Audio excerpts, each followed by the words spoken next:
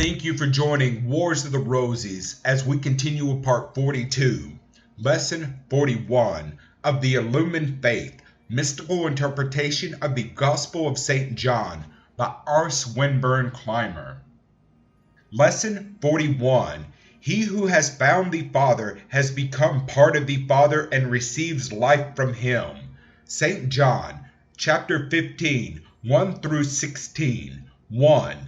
I am the true vine, and my Father is the husbandry. The Father is the root from which all things come. Christ is the vine, because he is nearest to the Father. 2.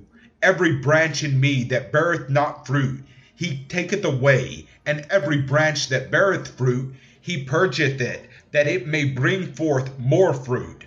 All men that come unto the Christ, which is to say, all men that do the work or bring forth the fruit of the Christ are the branches of the vine. He that does not the work of the Father will be cut away, for he is a parasite on the vine.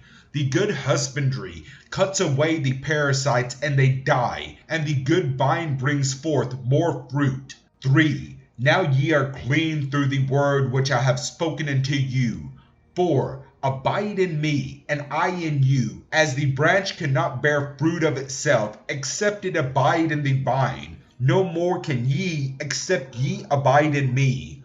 Man of himself can do nothing. He is nothing. He is but a house of clay. The clay is his because he has received it from his parents, but the life that is in him belongs to the Creator, and may be taken away from him at any moment. But if man abides in the Christ, that is, if he does the works of the Christ, then does he become like the Christ, and his works are then the fruits of the vine. 5. I am the vine, ye are the branches. He that abideth in me, and I in him, the same bringeth forth much fruit. For without me ye can do nothing. 6. If a man abideth not in me, he is cast forth as a branch, and men gather them and cast them into the fire, and they are burned. Those who do not abide in the Christ are they who live only for the carnal, sensual self. They are proud and think that they have power because they accomplish things on the material plane, but they are like vines that bring not forth fruit. When the Spirit of life, which belongs to the Father, is taken away from them, it is found that they have builded nothing, that the divine spark which was within them is in the same inert state as when they received it from the Father. It is the talent which they buried, and it will be taken from them. Having nothing, they will be cut off from the vine. That which was theirs, the personality, returns to the earth with the body, and all is destroyed, for it is burned. It is changed into the former elements.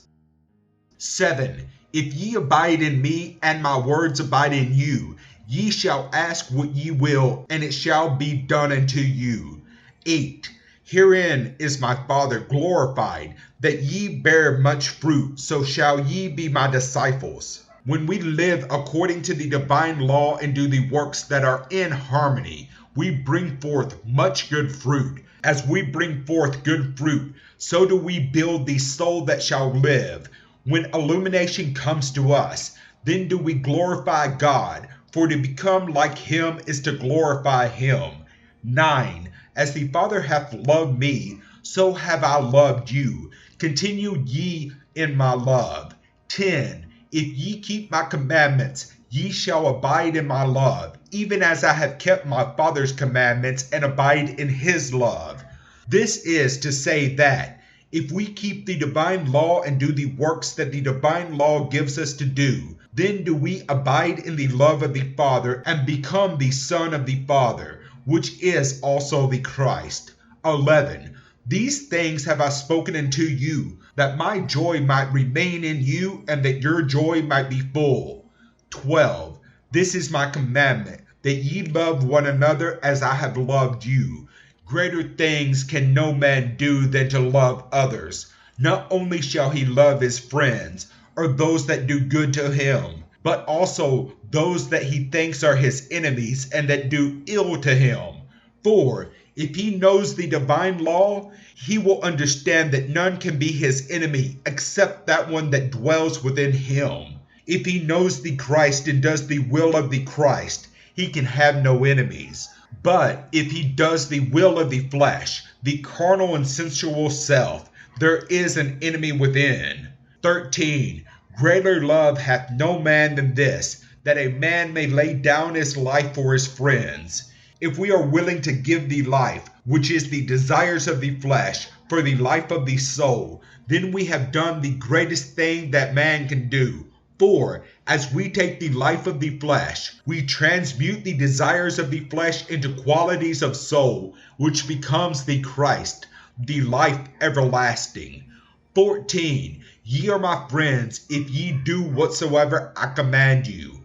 We are friends of Christ, the illumined soul, only when we do that which is for the good of the soul. If we do that which the flesh desires contrary to the best interest of the soul, then we are not the friend of the Christ.